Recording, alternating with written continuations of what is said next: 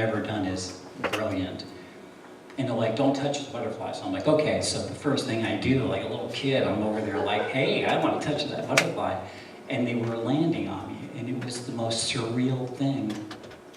And there was probably 50 people there.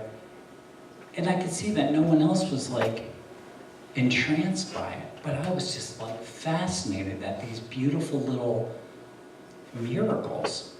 Like when you look around and realize that everything is a miracle, the fact that we're all living on this planet together, spinning through space, it's a miracle. Every day is a miracle.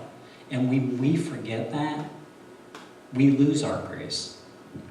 We lose our grace. And that's not what God wants for any of us, because we all have life for a reason. We all interact. We are all pieces of the same puzzle. Someone was trying to explain the butterfly effect to me, which I told him, save your breath. But I do believe it now. I do believe that there are no coincidences, that we're all here. Everyone in here is here for a reason. And I want to thank you for sharing our story and sharing our day. You have one more? And I especially want to thank you. I have one more thing to say when I told you about the nurse.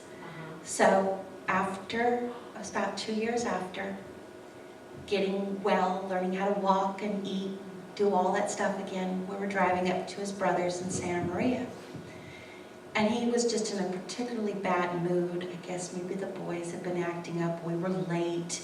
This is all the things that kind of get us down. And he snapped at me.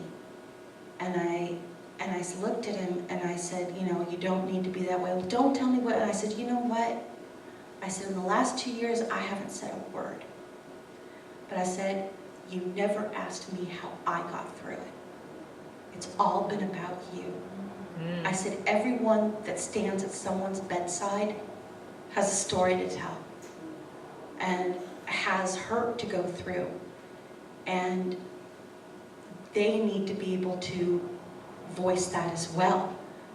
And he kind of looked at me and he said, I didn't realize, I just went to sleep and woke up one day.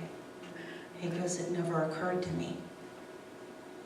And I told him the story about the nurse. And he started to cry. And he goes, the nurse's name was Irene? And I said, yeah. And he asked the color of her hair and everything. And I'm like, why are you asking these things? He goes, my mom, her name was Irene. And she had passed away about 15 years before I met Bill of breast cancer. So he goes and said, I know that everyone was looking out for you. So if you've ever been one of those people, you don't want to be like, it's all about me. It's not, that's not what's being said.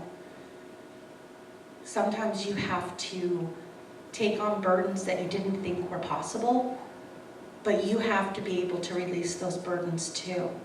So don't ever hold them in, and don't ever think there isn't somebody there to listen to what you need to say. So that's it. Aww. And then I love him. Thank you so much.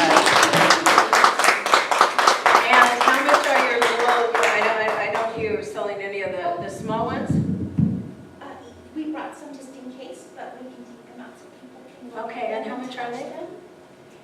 Normally they're 50, but today they're 25. Oh, smoking deal. Okay, all right. Thank you. And by the way, thank you so much. Thank you. Oh my God, thank you.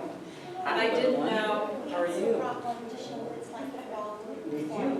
And that's before she paints it. Thank you. Okay. Thank you. So Shannon, that's your